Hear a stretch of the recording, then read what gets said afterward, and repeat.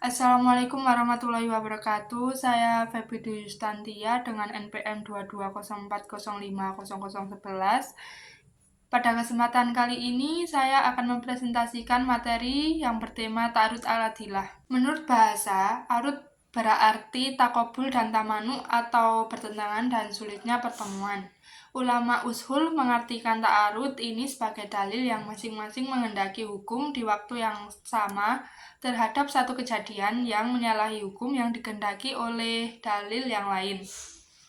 Kontradiksi antara dua dalil salah satu menunjukkan hukum yang berbeda dengan hukum lainnya. Ta'arud al-adilah dapat ditemukan pada ayat-ayat hukum yang berkaitan dengan hukum ibadah, hukum ahwal al-syaksiyah atau hukum privat, dan hukum jinayah atau hukum pidana yang termasuk hukum publik.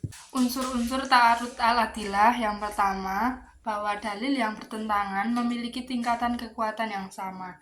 Yang kedua, hukum yang bertentangan dari kedua dalil saling bertentangan. Yang ketiga, dalil yang bertentangan memiliki sasaran yang sama. Yang keempat, dalil yang bertentangan memiliki kesamaan pada segi munculnya. Terus yang terakhir, memiliki kesamaan baik pada segi materi ataupun segi sifat. Kemudian ada jenis-jenis ta'arud. Yang pertama, ta'arud antara Al-Quran dengan Al-Quran. Yang kedua, ta'arud antara sunnah dengan sunnah. Yang ketiga, ta'arud antara sunnah dengan qiyas. Dan yang keempat, ta'arud antara qiyas dengan qiyas.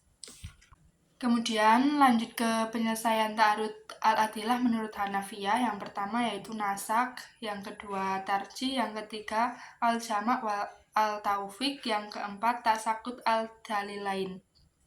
Kemudian menurut penyelesaian ta'arud menurut Syafi'iyah yaitu yang pertama al-jama' wa al-taufiq, yang kedua tarjih, yang ketiga nasak, yang keempat tasakut al-dalilain.